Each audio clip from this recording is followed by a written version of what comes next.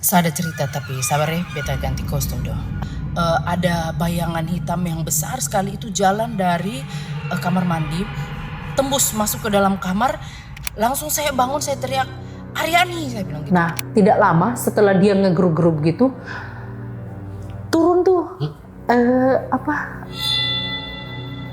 turun itu rambut, kayak rambut panjang itu turun dari plafon ini.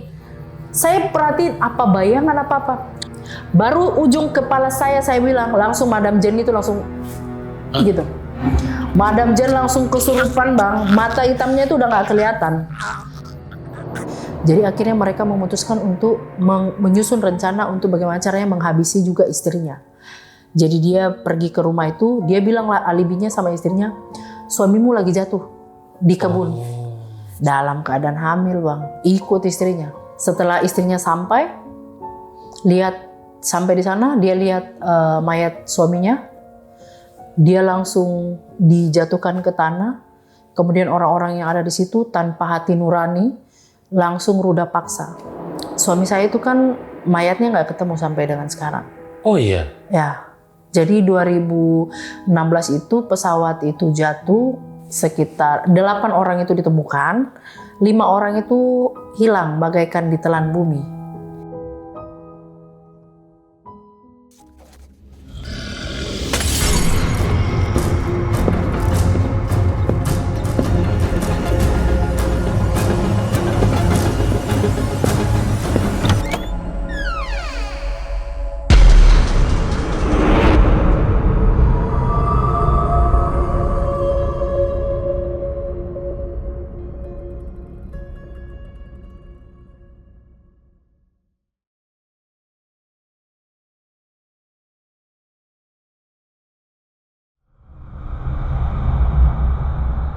Salah satu tugas polisi, koreksi kalau gue salah, adalah menjaga keamanan dan melayani masyarakat.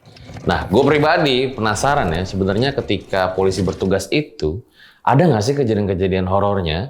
Dan kebenaran banget, kemarin itu lagi viral di TikTok gitu. Jadi ada kisah horor seorang polisi. Langsung aja kita undang. Halo Kace. Ya, selamat pagi Bang. Makasih udah datang ke RJL ya. Terima kasih juga atas undangannya. Total udah berapa tahun jadi polisi nih Kace? Saya daftar masuk polisi dan pendidikan itu di tahun 2006 sampai sekarang berarti sudah baru 20 tahun. Baru 20 tahun, luar biasa ini. Kalau boleh tahu awalnya kenapa sih mau jadi polisi gitu? Emang cita-cita atau gimana? Ya, awalnya itu memang cita-cita saya Bang. Dan lingkungan saya itu mulai dari bapak, paman, saya itu ada di lingkungan TNI Polri. Tapi orang tua saya sendiri itu tidak berkenan kalau saya jadi anggota Polri.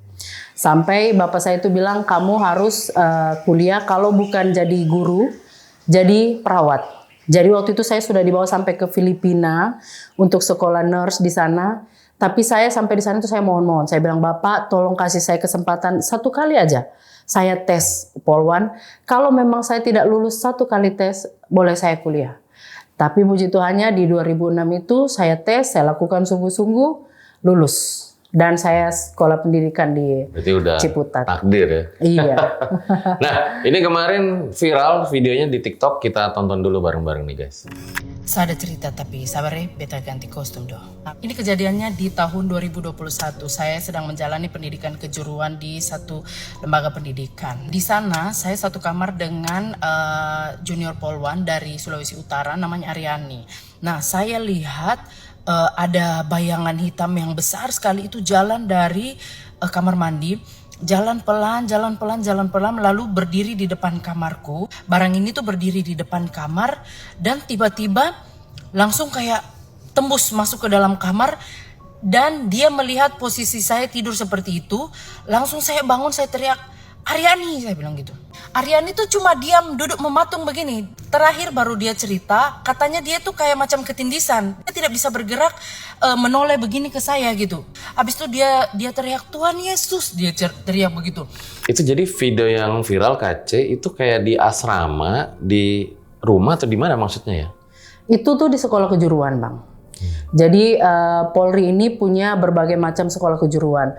Kalau abang mau sekolah kejuruan OVID itu ada di Jawa Timur, ke sekolah Binmas itu ada di Banyu Biru. Jadi masing-masing itu sudah ada spesifikasinya. Nah, waktu saya di dalam FIT ini itu kejadian pada saat saya mau pemberangkatan pasukan PBB ke Afrika Tengah. Oh. Ya. Ini berarti belum lama ya kejadiannya ya? Kejadiannya itu di 2020. Oke. Ya, karena kami itu pelatihan dari 2019 sekitar 9 bulan. Jadi akhir 2019 ke 2020 itu. Oke. Ini saya penasaran banget sih sama ceritanya ya. Dan video ini kan udah viral ya, ditonton 3 juta lebih gitu Kak C. Iya. Itu nggak apa-apa cerita ini gitu? Nggak apa-apa. Nggak apa-apa ya? Ya, saya juga sudah konfirmasi ke Aryani, saya sebut nama aslinya, ke Dr. Endrik, ke Madam Jane juga. Nah Kak C ini guys, ternyata orang Toraja gitu. Iya. Kalau saya nggak salah, di Toraja itu ada kepercayaan. Jadi ketika ada orang yang meninggal gitu nggak dikubur, tapi hidup berdampingan sama si jenazahnya ya, begitu ya, bener ya? Iya, jadi Toraja itu punya adat istiadat Bang. Jadi pada saat ada orang meninggal itu dia akan disemayamkan dulu di rumah, biasa di tongkonan atau di rumah adat Toraja itu namanya tongkonan. Itu mayatnya akan ditaruh di situ sampai dengan anggota keluarga siap untuk membuat acara pesta, namanya Rambu Solo. Rambu Solo itu membutuhkan biaya yang besar, makanya jenazah itu disemayamkan sampai dengan keluarga yang mungkin cari uang di negara lain atau di tempat lain itu sudah sepakat untuk membuat acara pesta untuk menghormati keluarga. Karena menurut budaya Toraja, pada saat keluarga itu tidak dipestakan, mereka belum bisa jalan lurus sampai ke alam baka. Karena kereta mereka untuk menuju ke alam baka itu, kalau kita di dunia nyata ini kita pakai mobil, motor, tapi kereta mereka, kendaraan mereka untuk ke alam baka itu ya kerbau dan ternak-ternaknya. Seperti Berarti, itu. maaf Kak C, itu kayak jenazahnya itu di rumah gitu ya? Di rumah Bang. Jadi dia masih dapat jatah makan siang. Oh, dikasih Pagi, makan siang, malam. jenazahnya? Masih. Jadi waktu saya kecil itu hal yang lumrah pada saat saya sedang belajar kelompok sama teman-teman atau sama teman kelas saya. Terus habis itu di tengah pelajaran itu dia bilang, sebentar ya saya ke kamar dulu mau kasih makan nenek. Nah jadi bukan nenek yang hidup tapi nenek yang sudah mati. Tapi jatah makannya itu masih ada. Nanti pada saat makan siang diambil yang sudah dari tadi pagi itu disimpan, kemudian dikasih lagi makanannya. Itu sudah hal yang lumrah. Jadi dia bukan dalam bentuk tengkorak, tapi mayat jenazah yang diawetkan. Oh sudah diawetkan. Sudah diawetkan, tidak berbau sama sekali. Jadi kalau abang mau ke Toraja, kalau ada waktu untuk liburan ke Toraja silakan Bang. Gimana nih guys? Coba 20.000 komen kita langsung ke Toraja ya. Iya. Liputannya nanti mungkin bareng Kak C aja kali ya. Iya, mohon doanya. Nah itu karena Indonesia memang kaya sekali akan keragaman dan justru itulah yang kekayaan yang dipunya oleh Indonesia. Oke, ditahan dulu ceritanya Kak C. Oke. Langsung aja kita mulai episode Om Amati Senam, musuh terbesar adalah dirimu sendiri.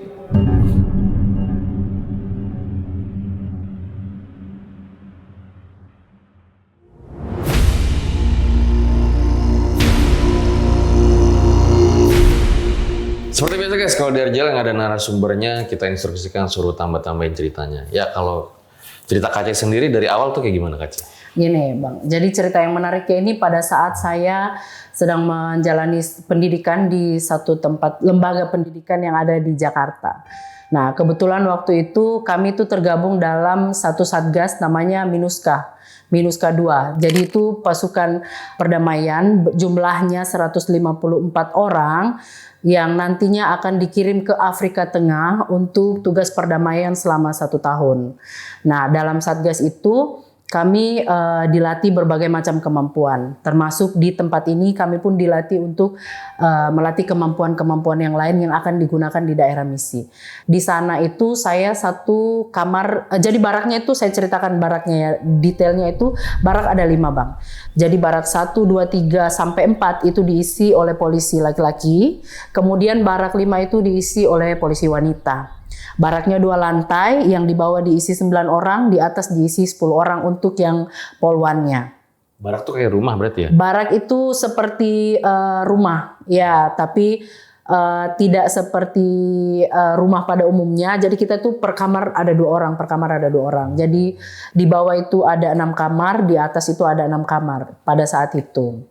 Gitu. Jadi, nah kebetulan saya satu kamar dengan junior saya namanya Aryani. Nah karena kita pasukan, jadi otomatis setiap hari itu ada namanya latihan fisik dan juga latihan lain-lainnya. Nah, satu malam, mungkin kami sudah sekitar 2 minggu ada di tempat itu.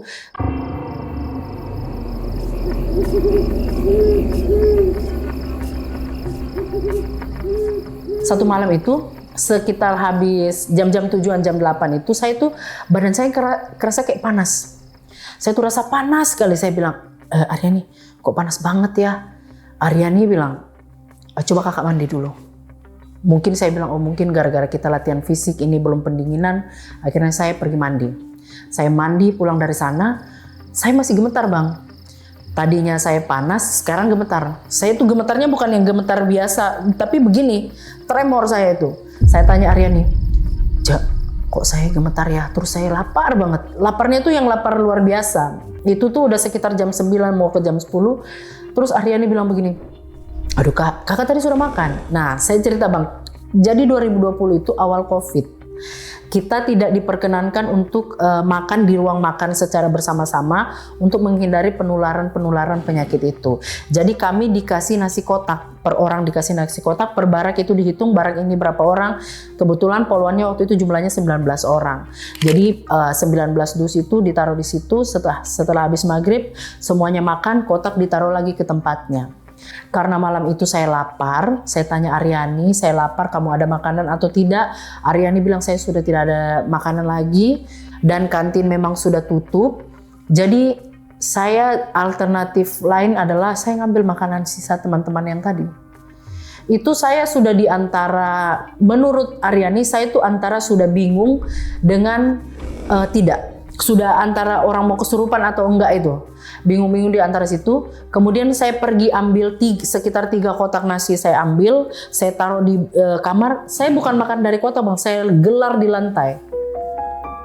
Tapi menurut saya makannya dari kotak. Tapi menurut Aryani, kakak sudah bukan kakak itu.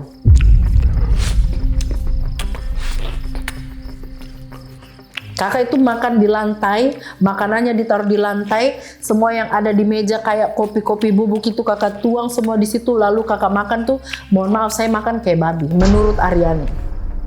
Tapi menurut saya makan normal, saya biasa aja. Ya, saya masih ingat banget Aryani itu pas saya makan dia lihat saya, dia bilang, Kak C, pelan-pelan. Sekarang habis itu saya makan. Terus saya kumpul makanan saya buang lagi di tempat yang sudah seharusnya kotak. Karena besoknya itu akan dibersihin sama cleaning service. Sudah, setelah saya makan begitu, Aryani tanya, gimana kak? Aku bilang, ya lumayan. Aku bilang gitu. Karena saya itu ada GERD, asam lambung. Saya takutnya kalau terlambat makan nanti GERD saya kambuh. Ternyata saya itu makannya itu udah nggak normal pada saat itu. Jadi Aryani tanya, gimana? Udah baik. Sudah, setelah itu minum, tidur.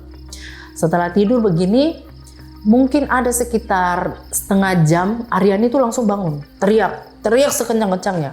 Dalam nama Yesus. Bangun saya bilang, saya kebetulan tempat tidur saya itu sekelar lampu di samping saya. Saya langsung pencet, saya bilang, kenapa Cek? Terus Aryani bilang, nggak apa-apa. Dia datar gitu kan.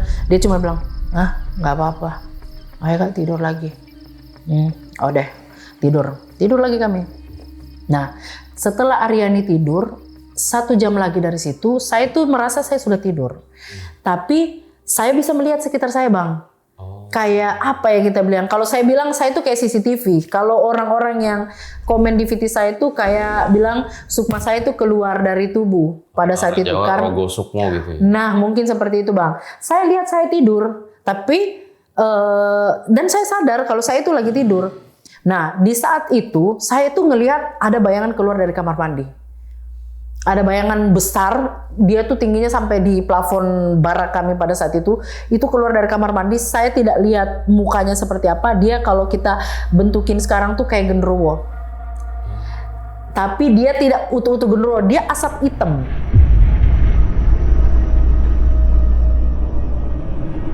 Asap hitam, matanya kayak ada merah-merahnya keluar dari, dan setinggi itu. Saya lihat kayak CCTV gitu. Jadi saya di dalam kamar itu saya bilang, Tuhan, semoga dia tidak masuk ke dalam kamar saya. Semoga dia cuma patroli aja di situ, nggak masuk dalam saya. Baru saya selesai ngomong begitu, bayangan itu berhenti di depan kamar saya. Langsung masuk, langsung saya teriak, Aryani. Nah itulah baru saya bangun. Saya bangun, Aryani. Seketika saya langsung nyalain lampu. Saya itu, jadi posisi kamar kami itu tempat tidurnya itu berjejer begini bang. Posisi tempat tidur, kemudian di depan tempat tidur masing-masing itu ada meja belajar dan lemari. Aryani itu langsung duduk di ujung bawah tempat tidurnya menghadap ke lemari. Sementara saya ada di posisi samping tempat tidur menghadap ke Aryani.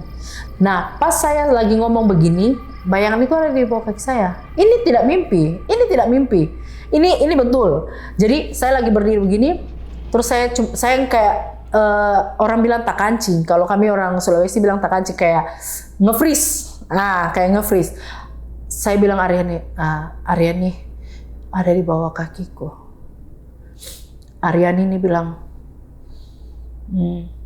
kita ke kamarnya Madam Jane.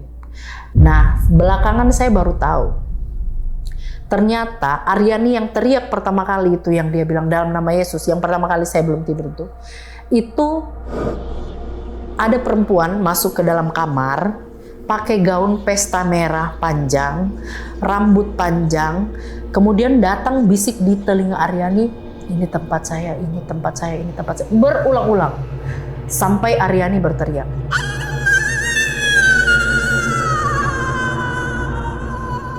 Nah, pada saat posisi saya bangun untuk kedua kali, yang ada gendero ini ada, bukan gendero, saya bilang bayangan ini ada di bawah kaki saya.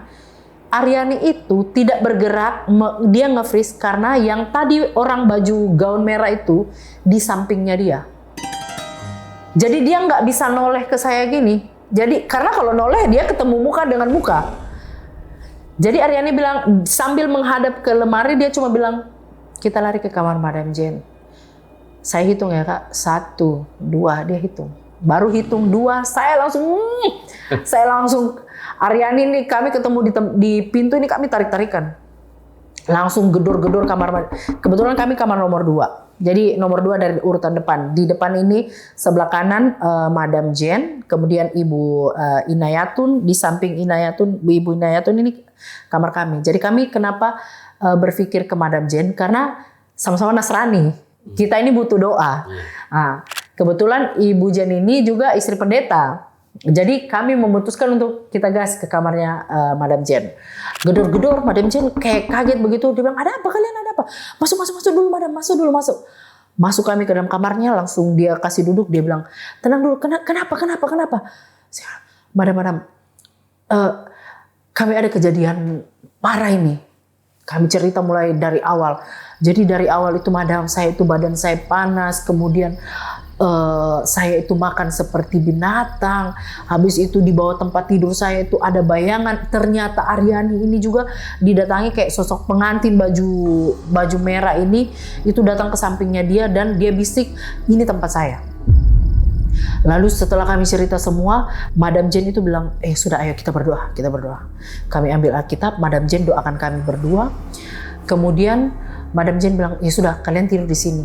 Karena posisi tempat tidur itu kecil-kecil, jadi tidak mungkin Madam Jane tidur sendiri. Lalu saya berdua dengan Aryani. Jadi Madam Jane itu pertimbangannya kasih turun semua kasur, kita tidur di bawah lantai. Nah, jadi waktu tidur di bawah lantai, posisinya Aryani itu tidur pas di samping pintu masuk, Madam Jane di tengah, saya paling belakang dekat jendela. Itu sekitar sudah jam 1 lah. Itu luar jendelanya apa? Baraknya perwira, barak lainnya, barak Polki. Jadi saya di situ, kemudian si Madam Jane yang ada posisi di tengah. Itu sekitar jam 1 bang. Nah pada saat tidur, saya rasa Aryani ini sudah tidur. Ternyata dia cuma tutup mata saja. Yang tertidur itu Madam Jane. Pada saat tidur begitu, saya sesekali bilang, "Ce," saya panggil Aryani kan, "Ce, so tidur belum?" Sesekali saya, sampai akhirnya saya noleh ke Aryani gini, Jadi pintu kami itu masih ada celah apa antara ubin dan ujung pintu. Jadi kelihatan kalau ada orang gerak di depan. Saya lihat ini di depan Aryani, di samping pintu, di bawah pintu Aryani ini ada orang berdiri. Ada kayak bayangan-bayangan yang lewat gitu. Saya ngecek dia, itu di ngarepe samping tuh masih ada yang lalu lalang. Sudah Joka, biar kita berdoa aja tuh, kita tidur. Besok kita mau ke Samaptaan Jasmani. Itu Aryani bilang begitu. Sudah. Saya tidak bisa tidur sampai dengan pagi hari. Nah, gongnya itu di sekitar jam 2. Saya itu lagi nengadah ke atas. Adalah bang, suara kayak ngegeruk-geruk. Geruk-geruk plafon ini. Ada ngegeruk-geruk plafon. Saya udah gemetar ini. Nah, tidak lama setelah dia ngegeruk-geruk gitu, turun tuh rambut. Merinding Kaci. Ya, merinding bang. Turun itu rambut, kayak rambut panjang itu turun dari plafon ini. Saya perhatiin apa bayangan apa-apa. Saya langsung ngomong begini, Aryani, ada di atas kepala saya. Baru ujung kepala saya bilang, langsung Madam Jen itu langsung gitu. Madam Jen langsung kesurupan bang, mata hitamnya itu udah nggak kelihatan. Kaku yang sekaku-kakunya, jadi tangannya itu begini, kakinya dia juga tekuk. Dan anehnya, saya sama Aryani itu teriak, tidak ada satu orang barak pun yang bangun. Padahal rame di situ. Padahal rame. Saya sama Aryani ini udah teriak kayak apa? Madam Jen. Saya sampai tampar-tampar Madam Jen ini. Madam Jen, cubit Madam Jen. Aryani ini udah kita tuh mau cari pertolongan tapi takut ninggalin Madam Jen. Takut Madam Jen kenapa-napa. Kita tuh udah nggak kepikiran bilang handphone mana, karena waktu kabur tuh memang nggak bawa handphone sama sekali. Jadi fokusnya tuh cuma menyadarkan Madam Jen. Langsung Aryani tuh ambil Alkitab, tempel langsung di kepala Madam Jen. Saya tuh cuma bisa teriak, Madam Jen dalam nama Yesus. Si Aryani berteriak di bawah sambil berdoa, saya juga sambil berdoa. Saya bilang, Tuhan, saya sudah lelah, saya sudah capek sekali karena ini ceritanya sudah dari habis maghrib dia mau masuk ke badan saya. Ternyata masuknya ke Madam Jen. Dia berhasilnya masuknya ke Madam Jen. Nah, saya lupa bang, sebelum Madam Jen itu kesurupan, saya itu nyanyi. Saya nyanyi lagu rohani, yang artinya itu aku berserah. Tapi saya nyanyi dalam bahasa Inggris. Saya bilang, aku berserah, karena saya udah capek banget. Kok setan ini nggak hilang-hilang? Malah di samping Aryani saya lihat dia lalu lalang. Maksudnya ada bayangan samping Aryani. Jadi saya itu menyanyi setelah saya tadi bilang, saya tegur Aryani, itu di bawah di sampingmu. Terus Aryani bilang, sudah Joka, tidur. Akhirnya kita udah capek, saya nyanyi lagu rohani. Nggak lama saya dengar lagu ada orang krek. Madam Jen kesurupan. Setelah Madam Jen kesurupan itu ada sekitar 15 menit. Kita ramas Madam Jen, pas dia bangun dia bilang, ada apa? Saya bilang, Madam kenapa? Dia bilang, badan saya panas sekali. Saya bilang, itulah yang saya rasa tadi Madam. Saya juga itu pas jam-jam 7-8 itu saya panas badan saya itu, sampai Aryani itu suruh saya pergi mandi. Terus Madam Jenny, kita bangun, kita berdoa. Terus Madam Jenny bilang, sudah kita pasrah saja. Pasrah, sebentar lagi ini sudah mau siang, karena itu sekitar sudah sudah mau sholat subuh. Ya sudah, karena kami bangunnya itu memang jam 4 pagi. Kalau pasukan itu bangunnya jam 4 pagi, sudah yang Muslim ibadah, yang Nasrani ibadah, kemudian kami apel olahraga pagi, dan kebetulan pagi itu kami ada namanya kesamaptaan jasmani. Jadi untuk mengukur jasmani kami itu seperti apa, paginya itu ada kesamaptaan jasmani. Saya dengan Aryani belum tidur sama sekali. Jadi saya tuh duduk di samping meja meja juri lah kita bilang, yang untuk ngetes kita. Saya bilang begini, Aryani, jangan terlalu lari kencang-kencang ya, karena kita dari tadi malam belum tidur. Takutnya kita tidak tidur, kita forsir larinya, malah nanti kena jantung kan. Akhirnya Aryani bilang, iyo kak, kita jalan saja. Saya lagi duduk begitu sama Aryani, datang Dokter Hendrik, datang ke kami. Terus dia bilang begini, Mbak, tadi malam itu di Barak Poluan ada yang aneh nggak? Saya sama Rian ini langsung lihat-lihatan kan, kok dokter ini tahu? Padahal kita ini belum cerita, kita ini baru dari barak ini. Kok tahu dari mana dok? Kami bilang gitu kan. Kata dokter, tahu nggak Mbak? Tadi malam itu sekitar jam-jam 1, jam 2 itu saya nggak bisa tidur karena dengar suara krek gitu, kayak kucing lagi ngegaruk. Ini si dokter yang bilang? Dokter yang bilang, padahal kami belum cerita apa-apa nih Bang. Dia pikirnya itu pohon mangga, yang rantingnya yang kering, yang mau jatuh. Jadi kebetulan di antara barak nomor 4 sama barak 5 itu ada pohon mangga besar. Jadi dia pikirnya itu. Dan kamarnya Dr. Hendrik dengan kamarnya Madam Jane itu berhadapan. Jadi Madam Jane di kamar barak 5, kamarnya itu terasnya berhadapan ke barak nomor 4. Kebetulan kamarnya Dr. Hendrik. Jadi Dr. Hendrik itu lihat, dia bilang, tahu nggak tadi malam? Saya itu ngelihat ada kayak perempuan, kakinya itu di atas plafon. Kakinya di atas plafon, kepalanya di bawah, sampai rambutnya itu menjuntai sampai di bawah lantai. Dia itu merangkak masuk di kamar Madam Jane. Aku bilang, Aryan, dengar tuh. Berarti aku nggak bohong kan? Kan saya sama yang dia saksikan dengan yang saya lihat. Jadi si orang menggeruk itu, yang kakinya kayak ngegaruk-garuk itu, dilihat sama Dr. Hendrik. Ternyata dia kakinya di kepala, di plafon, kepalanya di bawah. Habis itu dia ngegaruk-garuk, rambutnya sampai di lantai. Itulah yang saya lihat malam itu. Dan akhirnya Madam Jane kesurupan. Akhirnya kami panggil Madam Jane. Madam, benar kan Madam tadi malam? Ternyata apa yang saya lihat Madam, itu Dr. Hendrik yang saksikan. Kita ini belum cerita apa-apa. Pas lagi duduk cerita begini, datang Bang Lopez. Bang Lopez ini sama, satu satgas sama kami juga Bang. Jadi dia itu tidurnya di barak nomor 3, di tengah-tengah. Jadi dia bilang, ih macam tempat ini, dia dari NTT kan, macam tempat ini yang bagus sih. Bagaimana Bang? Beta juga ada dapat ganggu, kata dia. Dapat ganggu bagaimana Bang? Jadi dia lagi tidur. Tiba-tiba kok kayak lemarinya itu bunyi-bunyi. Bangun dia. Pas dia bangun ternyata ada perempuan rambut panjang duduk di atas lemarinya dia sambil ketawa ngeliatin dia goyang-goyang kaki gini.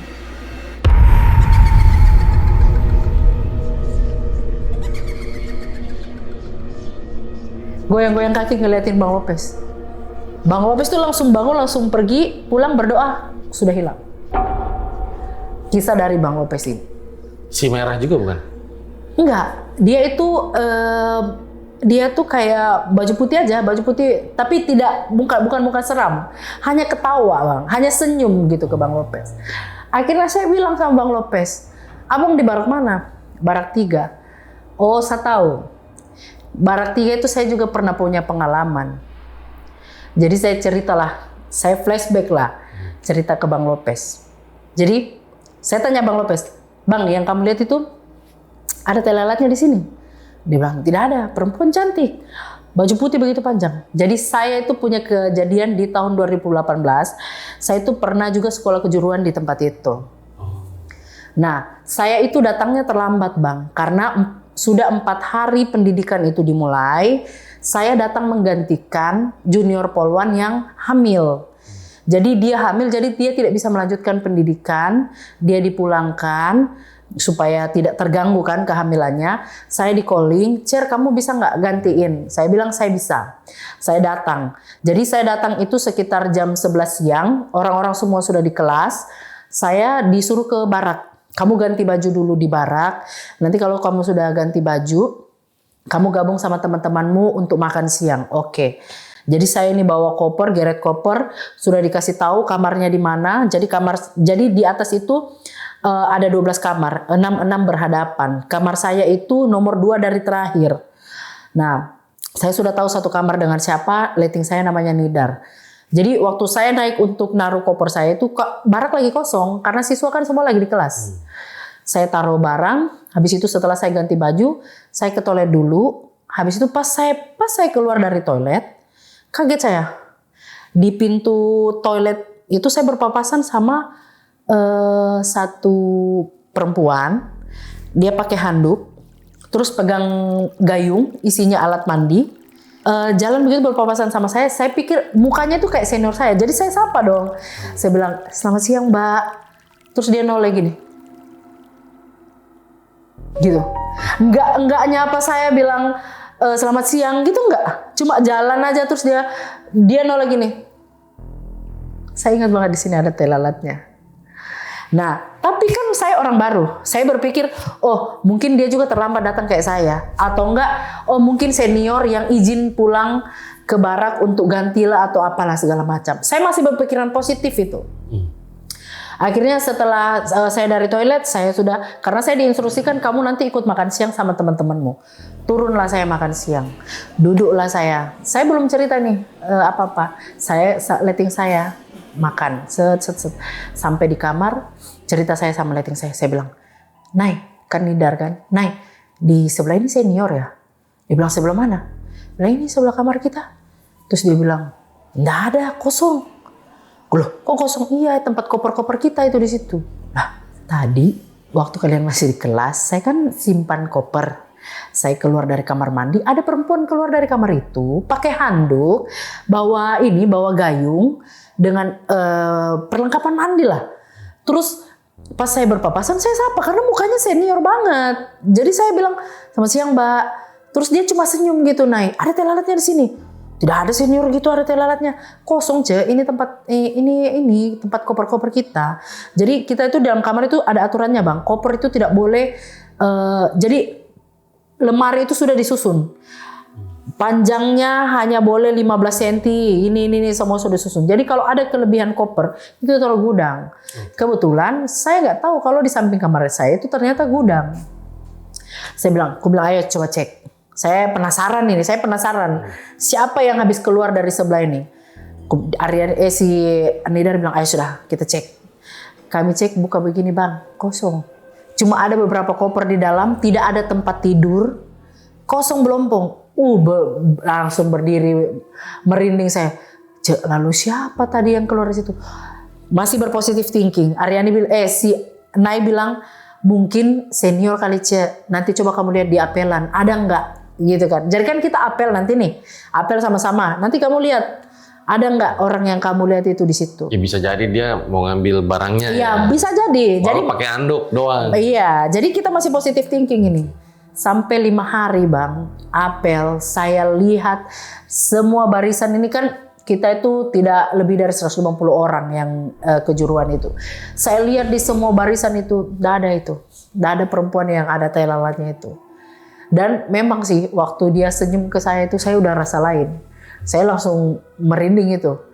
Nah itu makanya saya penasaran banget, saya ngecek, ternyata di sebelah itu koper kosong. Jadi saya ceritalah ke Bang Lopez, saya bilang aduh memang tempat ini kayaknya nggak bagus Bang. Saya bilang gitu ke Bang Lopez. Sudah.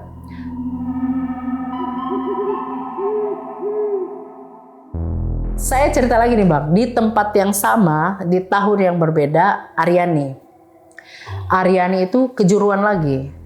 Jadi dia ada asesmen dan ditempatkan di barak 4. Di barak 4 yang tadinya baraknya Dr. Hendrik gitu. Nah barak 5 ini tidak terpakai, kosong. Nah karena setiap minggunya itu ada namanya IBL, bermalam luar. Jadi teman-teman yang ada keluarga itu bermalam di luar. Kebetulan Aryani memutuskan untuk ya udahlah saya di barak aja. Kebetulan malam itu dia berdua dengan senior saya namanya Erika, satu kamar. Mereka panggil tukang pijat, itu tengah malam. 2 orang dipijat selesai jam 11:30. Pada saat tukang pijat ini keluar adalah kejadian, dia ceritakan minggu depan. Dia dapat callingan lagi dari Aryani, Bu tolong datang lagi ya. Siang ini saya mau pijat sama Kak Erika. Oke, ibunya datang sambil pijat. Dia ngomong sama Aryani, Bu, barak sebelah itu ada orang ya? Terus katanya, enggak ada Bu, itu barak kosong. Terus ibunya bilang, enggak kan minggu lalu waktu saya datang pijat ibu, di sebelah ada yang panggil saya, katanya. Enggak Bu, itu barak kosong. Emang ibu dipanggil gimana? Jadi kan waktu habis saya mijet ibu sama Bu Erika, itu kan udah tengah malam. Jadi saya buru-buru pulang, ojek saya udah nunggu. Pas saya keluarlah kepalanya, ada kepala keluar dari pintu barak sebelah. Ngomong gini, "Bu, sini Bu.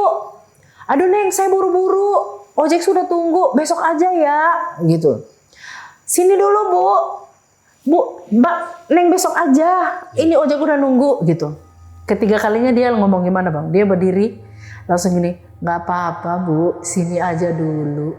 Ibunya ini udah ngerasa, oh nggak beres ini. Ibunya langsung lari kocar kacir. Ini siang, pada saat minggu depannya dia pijat Aryani itu siang. Akhirnya Aryani bilang, "Bu, saya pakai baju." Kita cek di sebelah kalau ibu nggak percaya. Di sebelah itu nggak ada orang Bu. Jadi Aryani, Erika sama ibu pijat itu ke barak sebelah. "Assalamualaikum. Buka begini Bang, plafon udah jatuh-jatuh, udah barak itu kosong." Jadi memang tempat itu ada hal-hal yang tidak bagus. Karena rata-rata orang yang ada di sana itu pasti ada pengalaman-pengalaman mistis. Tapi yang paling mengganggu adalah yang kejadian di 2020 itu karena dia sudah seolah-olah kayak main fisik. Dia udah terlalu, dia mau merasuki kami gitu satu persatu. Awalnya saya tidak bisa masuk ke Aryani, tidak bisa. Akhirnya dia masuk ke Madam Jen. Dari kejadian itu, kita flashback lagi ke 2020. Pada saat kami cerita, di situ ada Bang Lopez, ada Dr. Hendrik. Junior saya itu bilang gini, "Kak, kita tuh udah tiap malam dengar hal-hal yang seperti itu. Adalah anak-anak lari, adalah orang geret koper, adalah juga orang kosek di kamar mandi." Kan yang nggak masuk akal. Kita ini kan baku tahu-tahu, kita ini malam itu udah waktunya untuk tidur karena fisik kita udah ditempa sedemikian rupa. Ya malam itu waktunya tidur, siapa lagi yang mau ngosek-ngosek kamar mandi? Cuman dia itu sudah mulai agak keras pada saat kita masuk ke minggu-minggu kedua itu.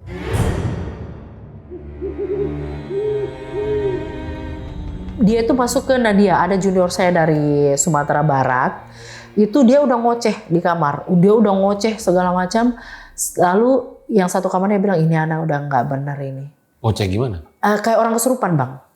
Kayak orang kesurupan, tapi dia masih bergaul sama yang lain, tapi kayak dia nggak mengenali siapa yang ada di malam. Jadi kami udah cerita masing-masing apa pengalaman kamu masing-masing. Kemudian akhirnya Madam Jen bilang begini, "Kayaknya kita terlalu berisik." Kemudian ada lagi, "Ya sudah, mulai besok kita mulai bersihkan kamar mandi." Karena kejadian-kejadian ini banyak yang dari kamar mandi. Kemudian kami mulai yasinan. Yang Muslim itu di lantai 2 yasinan, yang Nasrani ibadah menurut keyakinannya seperti itu. Nah, setelah dari situ itu tidak ada lagi kejadian yang frontal kayak kesurupan, tapi untuk yang geret-geret koper, ngosek-ngosek kamar mandi itu masih ada.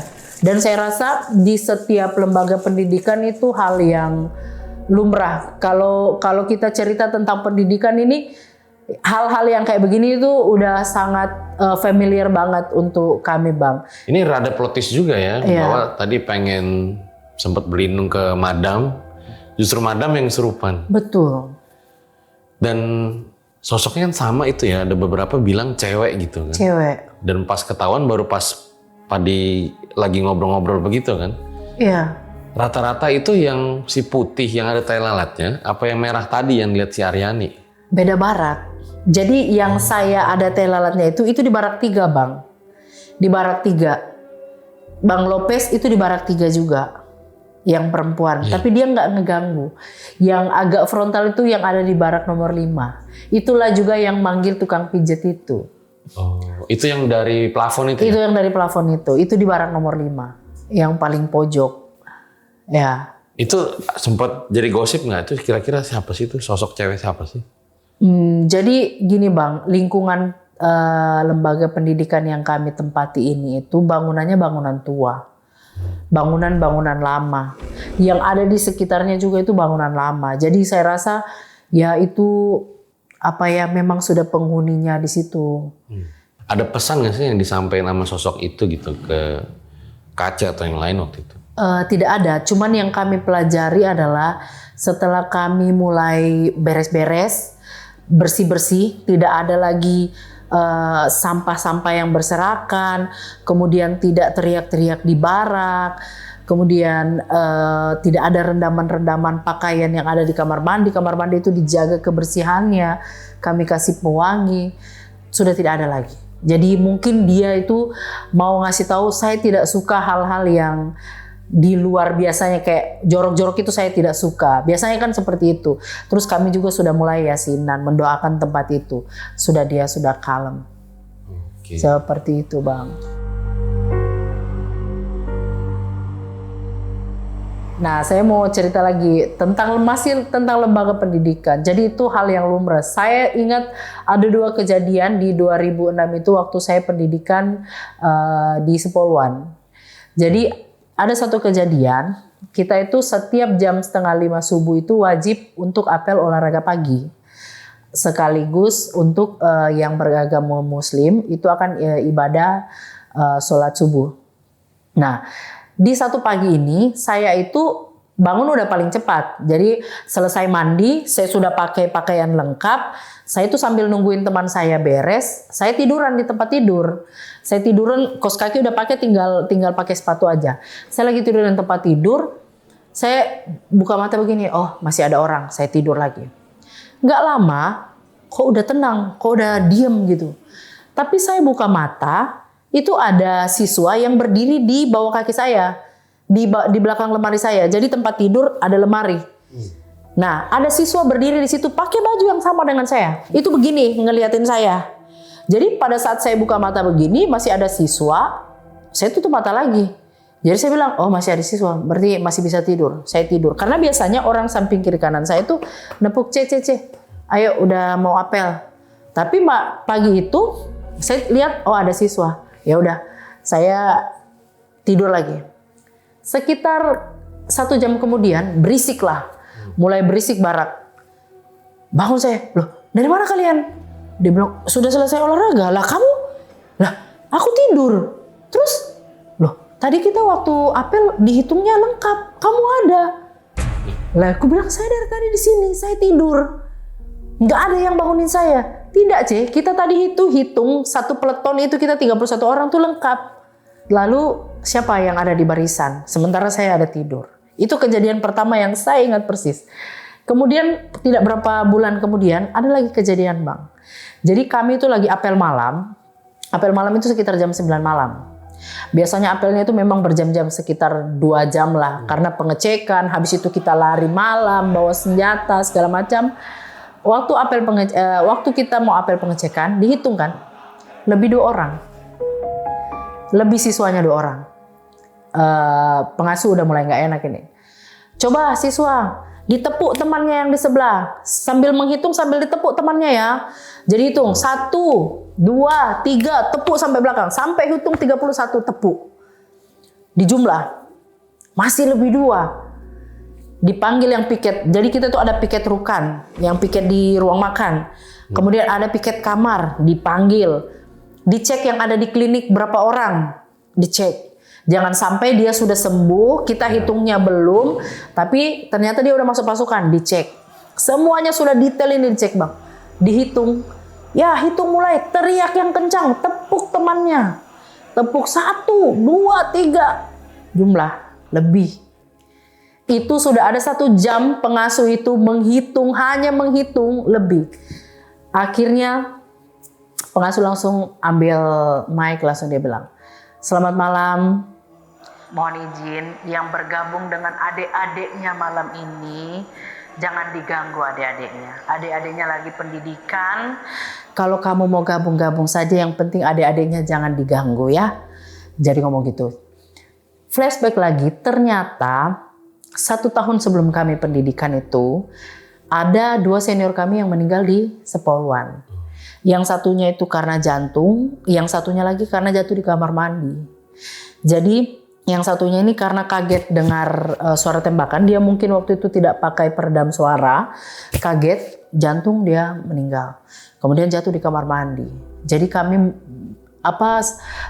pengasuh itu berpikir mungkin dia kali yang mau gabung sama junior-juniornya. Jadi itu yang saya ingat persis. Kami apel, dihitung berkali-kali jumlah lebih 2. Selalu gitu ya? Selalu begitu. Akhirnya pengasuh announce kalau jangan diganggu adik-adiknya. Gitu. Itu yang saya ingat di lembaga pendidikan, dan hal yang kayak ya sudah biasa dan hal yang lumrah terjadi gitu. Tapi beda ya si senior tadi sama yang pertama itu ya? Yang saya cerita di VT itu kejadian di tahun 2020. 2020 sebelum kami berangkat ke Afrika, kami ada di sana, kejadian kesurupan itu. Kemudian ada kejadian Bang Lopez. Dan kejadian tukang pijat itu ada di tahun 2022. Dan kejadian yang saya ketemu senior yang ada telalatnya di sini itu 2018. Tapi itu di tempat yang sama. Lokasinya itu sama gitu Bang, di lembaga pendidikan.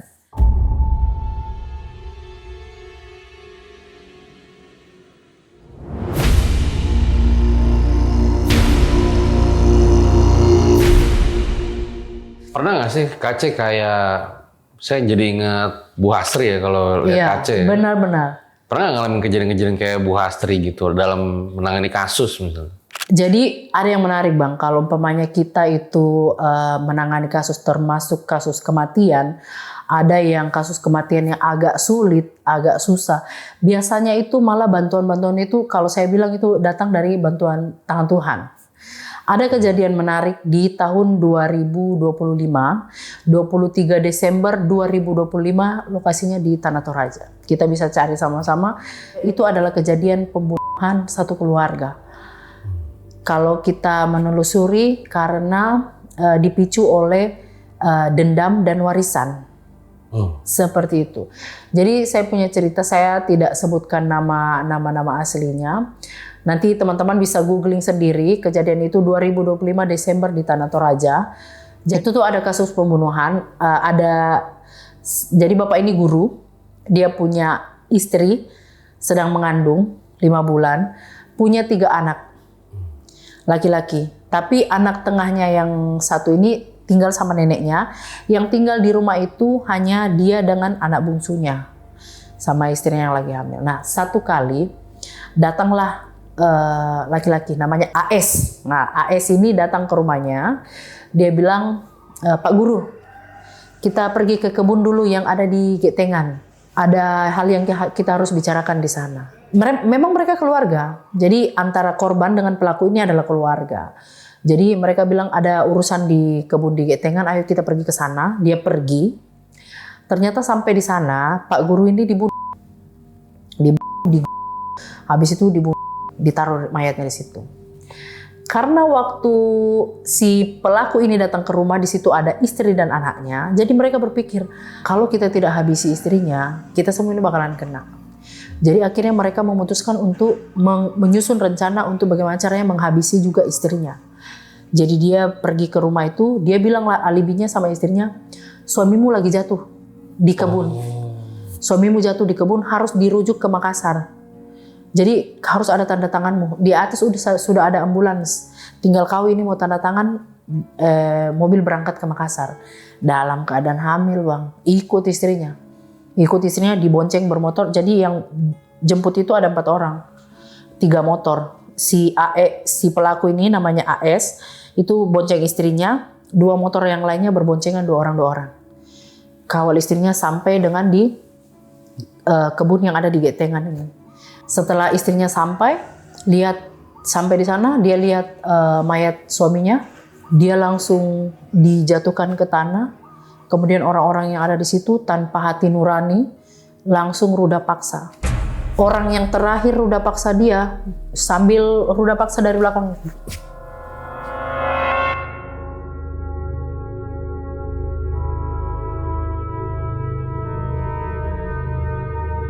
Kemudian mereka tusuk kemaluannya itu, mereka masukkan itu semua parang itu mereka masukkan di situ, tusuk, lalu ditemukan pohon nanas di dalam kemaluan istrinya ini setelah ditemukan mayatnya. Ada pohon nanas? Ada pohon nanas. Kejam sekali mereka itu Bang. Dan tusukan parang itu sampai dengan di tenggorokannya. Sampai segitunya? Kejam sekali. Itu kejadian yang heboh sekali dan ada di internet, bisa diakses, bisa dicari. kapan aja. Kemudian mereka itu balik lagi ke rumah. Dia bilang, tadi waktu kita jemput istri dan suaminya, anak-anaknya lihat. Jadi kita juga harus menghabisi anak-anaknya. Karena kalau orang datang tanya siapa yang jemput orang tuamu, dia sebut nama. Jadi kita harus habisi juga anak-anaknya. Dia pergilah jemput anak-anaknya. Anaknya namanya Musa. Musa dengan Musa dan Israel. Anak-anaknya ini namanya. Dijemputlah. Setelah dijemput, mereka mau dihabisi juga dengan iming-iming, ayo kita pergi ke Makassar. Mamamu dan bapakmu sudah duluan ke Makassar. Ini kita mau ke Makassar. Namanya anak-anak seneng kan, mau jalan-jalan ke ibu kota. Ikutlah mereka berdua.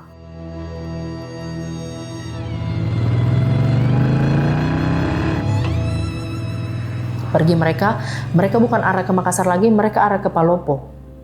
Palopo itu kabupaten yang berbatasan dengan Toraja. Nah, dia bawa di situ hutan pinus yang memang belum terjamah banget bang, hutan besar. Nah, di perbatasan antara tanah Toraja dengan Palopo itu ada pos polisi. Jadi pada saat orang melintas itu polisi pasti akan ngecek bis itu apa segala macam. Oh, tidak ada, boleh lewat. Nah, mereka itu takut lewatin pos polisi. Takut karena kan nanti ada pengecekan di situ. Jadi mereka berpikir kita nggak usah lewatin pos polisi, kita sampai di hutan namanya Kaleakan. Ada hutan di sana namanya Kaleakan. Mereka berhenti di situ. Mereka turunkan anak ini, dia bilang ayo kita kencing dulu. Pada saat anak ini sementara kencing, dia pukul kepalanya pakai batu dari belakang. Anak ini pingsan, langsung mereka tendang, buang ke jurang 100 meter. Mereka pikir anak ini sudah mati. Mereka pikir sudah. Kejadian itu tidak tercium sampai dengan hari kelima. Rapi, tidak ada yang tercium. Tapi ternyata itulah yang saya bilang. Kadang-kadang kejadian-kejadian itu ada campur tangan Tuhan untuk menunjukkan bahwa ada satu kejahatan, ada hal yang disembunyikan. Karena itu bulan Desember, orang lagi rame-ramenya ke gereja untuk ibadah Natal dan Tahun Baru. Jadi pada saat pagi hari di hari Minggu sekitar tanggal 29, sekitar tanggal 30 orang sudah mau tutup tahun, itu orang mau pergi ke gereja, anjing itu bang bawa tangan manusia digigit. Tangan manusia ke gereja. Itulah luar biasanya tuh. Jadi anjing ini bawa tangan manusia ke gereja, heboh orang di gereja. Dicari dari mana, akhirnya mereka cium ada bau-bau mayat di arah-arah kebunnya, adalah orang yang punya kebun itu. Sampai di sana mereka menemukan 2 mayat. Mayat laki-laki dan mayat perempuan. Mayat perempuan dalam keadaan mengenaskan, badannya setengah sudah tidak pakai busana, lehernya kemudian keadaannya sudah mengenaskan, dan itulah potongan tubuh yang dibawa oleh anjing itu ke gereja. Akhirnya mereka calling polisi, datang polisi untuk mengecek, kemudian dibawa untuk DVI, untuk pemeriksaan forensik. Kemudian setelah itu ditangkaplah AS. Bawa masuk ke kantor polisi. Kemudian karena dia sudah terima sogok, jadi ternyata si AS ini adalah orang suruhan. Otak pelaku ini adalah donaturnya yang memberikan uang sebesar 150 juta untuk menghabisi nyawa orang-orang ini. Gitu, karena mereka rebutan warisan. Rebutan warisan untuk apa? Nanti saya cerita ke belakang itu apa sih yang mereka rebutkan ini. Setelah itu si AS ini ditahan di dalam sel, tapi dia mengaku bahwa saya pelaku tunggal. Jadi tapi polisi itu mendeteksi ada sekitar 9 sampel DNA yang ada di lokasi kejadian. Tapi tidak mengaku, dia bilang cuma saya berempat pelakunya. Tapi sampel DNA itu ada 9. Tapi polisi tidak bisa membuktikan siapa 9 orang ini. Bisa saja kan orang yang lewat juga, bisa saja. Ini kekeh sampai akhir dia bilang saya pelaku utama. Terus didatangkanlah rohaniawan untuk menggugah hati nuraninya.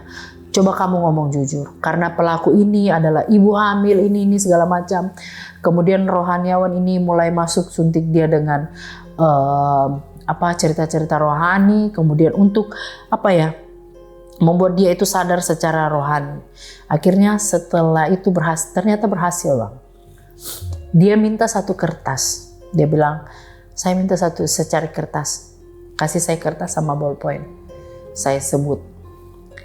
Dia tulis nama. Dia tulis satu nama. Habis itu dia kasih ke rohaniawan. Rohaniawan kasih ke polisi. Diselidiki. Itulah otak pelakunya. Otak pembunuhan itu. Dan donatur pembunuhan itu. Ditangkaplah mereka. Tinggal satu PR. Anak yang bungsu ini ada di mana?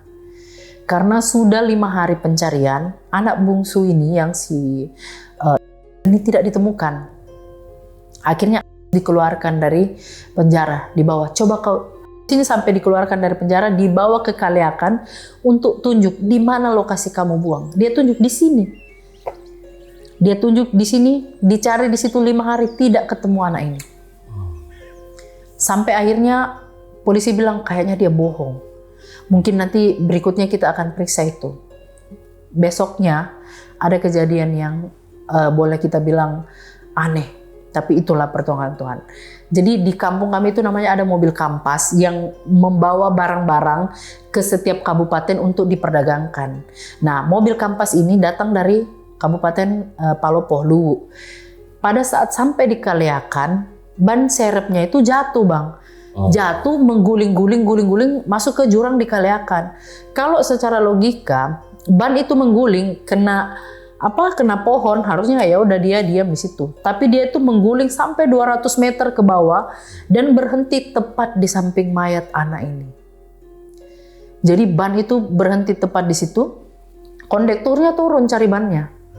Baru sampai di bawah, dia lihat bannya, dia nggak ngambil bannya karena lihat mayat, dia langsung lari naik ke atas. Langsung lapor ke polsek terdekat kalau di sana ada mayat. Akhirnya kepolisian bersyukur, puji Tuhan mayat itu akhirnya ditemukan. Dan setelah diperiksa, anak ini pada saat dia dibuang ke jurang, dia itu belum meninggal. Jadi dia kenapa bisa berpindah dari tempatnya? Karena dia itu masih berusaha untuk merangkak naik, masih berusaha untuk cari kehidupan. Nah, makanya dia berpindah sekitar 500 meter dari lokasi yang tadinya dia ditemukan. Jadi dia itu diperkirakan baru meninggal sekitar 5 hari. Jadi baru saja anak itu meninggal. Mungkin dia meninggalnya itu karena kelaparan, hipotermia, dan sakit yang ada di kepalanya itu. Seperti itu, Bang. Jadi memang kasus-kasus yang tidak bisa ditangani oleh manusia, terkadang Tuhan juga ikut campur di situ. Parah banget ya, ini maksudnya motifnya apa? Jadi gini, Bang, mereka itu memperebutkan satu tanah. Tanah ini adalah lokasi strategis untuk membuat tower. Nah, tower ini kalau mereka sewa tanah itu kan per 10 tahun sampai 15 tahun. Sampai sudah keluar nominal 3 miliar untuk sewa tanah itu. Tapi dari si guru ini, yang Pak Guru yang korban ini, itu tidak mau memberikan ke si otak pelaku. Karena dia merasa ini adalah tanah keluarga yang kalau kamu mau gunakan secara pribadi itu harus kita rembukkan dulu sama-sama. Ya, jadi tidak bisa kamu mengatasnamakan dirimu sendiri dan mengambil keuntungan untuk dirimu sendiri. Kita harus sama-sama gitu. Dari perdebatan itu akhirnya dia, karena si Bapak Guru ini tidak mau, dia mulai dendam dan merencanakan untuk melaksanakan ini eksekusi itu supaya dia bisa menguasai lahan ini sendiri. Makanya ada yang bilang uang nggak kenal saudara, ini begini kali berarti ya maksudnya. Benar. Justru biasanya kejahatan itu terjadi dari orang-orang yang paling dekat. Seperti itu, Bang. Makanya kalau umpamanya polisi itu menyelidiki satu kasus, yang ditanya, yang diwawancarai atau yang wawancarai pertama kali itu pasti adalah orang terdekat. Itu. Ini bisa di-note juga nih buat para Erjal Satsat ya. Kejahatan, pengkhianatan biasanya datang dari orang-orang terdekat berarti ya. Betul. Akhirnya ditangkap semua terus dilakukan Ditangkap hukuman semua dan jumlahnya fantastis Bang. Ternyata mereka semua jumlahnya 9 orang. Jadi yang untuk eksekusi yang mulai jemput sampai dengan eksekusi ini penghabisan nyawa itu 4 orang. Yang memperkosa itu ternyata jumlahnya 7 orang. Mereka ada di lokasi itu. Yang ruda paksa 7 orang? Yang ruda paksa 7 orang. Wow. Kemudian yang untuk otak pelaku itu ada 2 orang. Itu ayah dan anak. Dan yang satunya ini adalah pengusaha gitu. Jadi ada 9 orang. Hukumannya bervariasi, ada yang 8 tahun, ada yang 10 tahun. Yang eksekusi ini semuanya hukuman seumur hidup. Yang otak pelaku ini hukuman mati. Mereka sudah ada di Nusa Kambangan untuk saat ini. Ini biadab banget ya, padahal masalahnya itu cuma mungkin sama si pak gurunya ya. Tapi anak kecil yang nggak bersalah pun dihabisi secara keji begitu ya. Karena namanya kejahatan itu, apalagi sudah masalah uang, itu sudah gelap mata. Semuanya sudah gelap mata, Bang. Karena pada saat orang-orang itu berbuat kejahatan, maka kejahatan yang lain itu akan memanggil dia. Gitu. Jadi untuk menutupi kejahatan, dia akan membuat kejahatan yang baru. Jadi seperti itu. Itu circle kejahatan itu.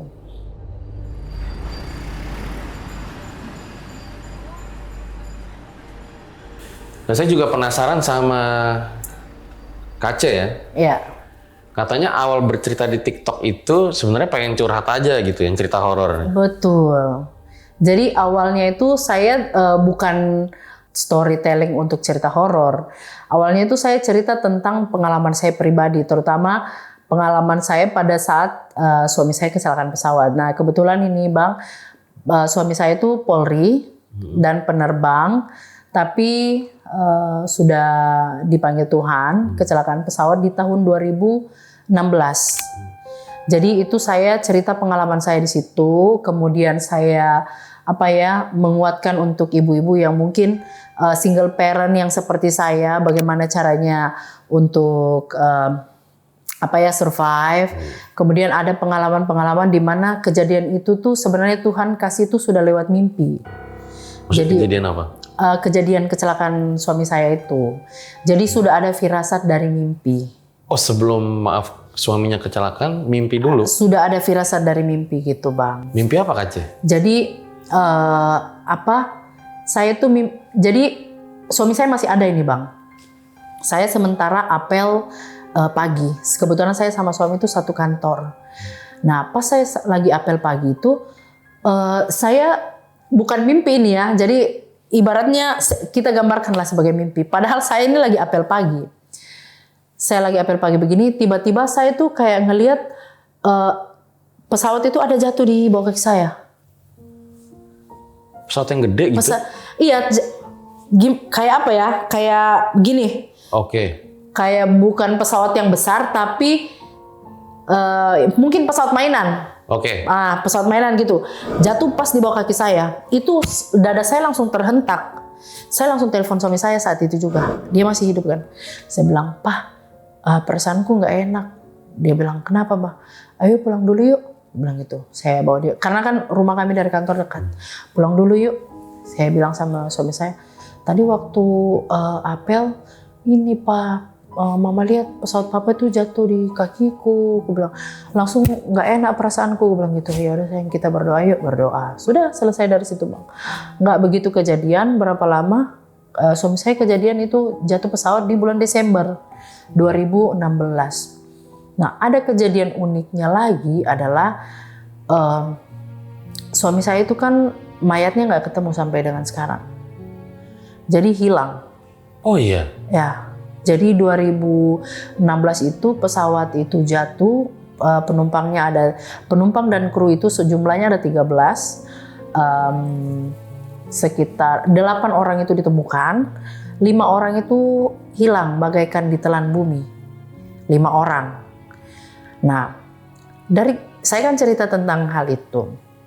Kemudian di waktu kami sementara acara untuk menyemayamkan peti jenazah, walaupun kosong, itu kan saya pulang ke NTT.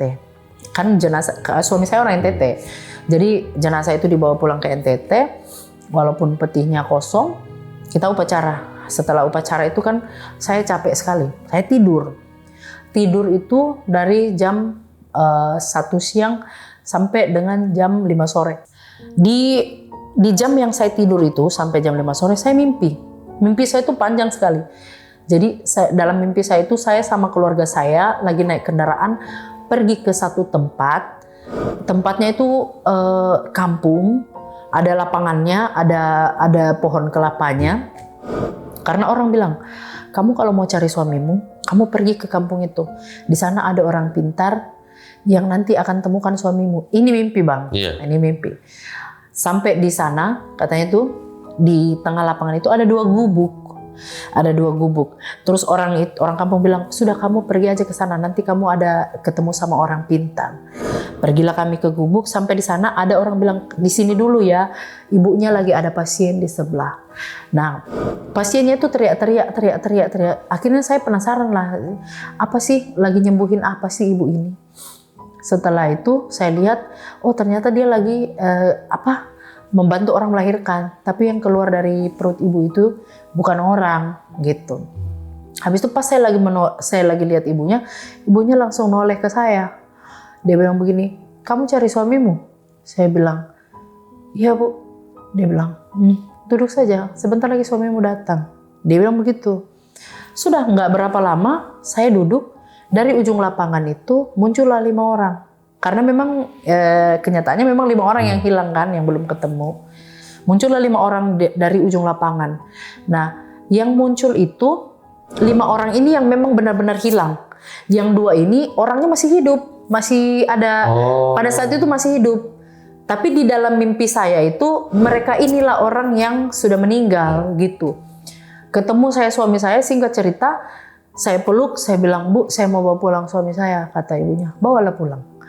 Nah, kemudian itu kan bulan Desember, bulan April, keluarga korban pesawat jatuh, itu semuanya dibawa ke Batam untuk ziarah, untuk tabur bunga. Nah, terus selesai acara tabur bunga, saya bilang sama panitia, saya minta waktu sekitar 4 hari untuk pergi ke Kepulauan Senayang. Kebetulan pesawat suami saya itu jatuh di Pulau Senayang, Bang. Pulau Senayang. Jadi saya itu naik kapal dari Batam ke Pulau Senayang pada saat itu tuh 9 jam. 9 jam. 9 jam. Karena dari Batam ke Pangkal Pinang itu sekitar 2 jam. Habis itu Pangkal Pinang apa Tanjung Pinang gitu. Ya. Habis itu saya naik boat kecil lagi itu mampir-mampir di pulau 9 jam sampai di Pulau Senayang itu. Pulau Senayang itu pulau kecil aja. Nah, sampai di sana maksudnya saya mau pergi ke lokasi tempat suami saya jatuh pesawat. Dan saya mau ketemu nelayan yang pertama kali menemukan puing-puing pesawat itu. Sampailah saya di sana, turun dari kapal, kan di sana nggak ada mobil karena pulaunya kecil aja. Kami dijemput pakai ojek, dan yang amaze-nya itu adalah lapangan yang tadi saya lihat dengan pohon-pohon kelapa, itulah yang ada di mimpi saya di bulan Desember. Oh. Ya, ini cerita kisah. Padahal nggak tahu perlihat video fotonya. Belum pernah. Saya belum pernah. Ini amaze yang pertama. Ini ada 2 amaze yang dari pesan dari mimpi itu. Yang saya ceritakan ada juga di VT saya itu. Akhirnya saya ceritakanlah sama ipar saya. Karena kan saya pergi waktu itu sama ipar saya, kakaknya suami saya. Dua-duanya kakak suami saya bilang, kakak saya pernah mimpikan tempat ini di bulan Desember gini. Singkat cerita, saya ketemu dengan nelayannya cerita bahwa kejadian pada saat itu mereka kira pesawatnya itu pesawat latih, jadi kayak naik turun, ternyata dia berusaha untuk naik tapi kayak ada yang narik dari bawah dan akhirnya mereka masuk ke dalam laut. Jadi kayak meledak, udah hilang, meninggal. Nah, itu yang amaze pertama adalah tempat itu saya sudah pernah ada dalam mimpi. Kemudian kan 5 orang tadi yang datang. Yang 3 ini yang benar-benar meninggal, yang 2 ini masih hidup pada saat itu di kantor. 2 tahun kemudian, yang 1 orang itu meninggal juga kecelakaan pesawat. Perairan Palembang, Sumatera Selatan. Nggak jauh dari situ? Nggak jauh dari situ.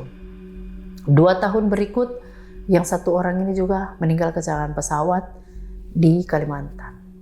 Jadi dari mimpi saya itu, saya sudah melihat bahwa 2 orang ini kedepannya itu meninggalnya juga karena kecelakaan pesawat. Karena dia datang dengan orang-orang yang kecelakaan pesawat dengan suami saya. Kok bisa pas banget di mimpi itu, yang 3 sudah meninggal lebih dulu, yang kedua menyusul juga menyusul dengan kasus yang sama seperti suami saya. Mereka itu meninggalnya karena kecelakaan pesawat.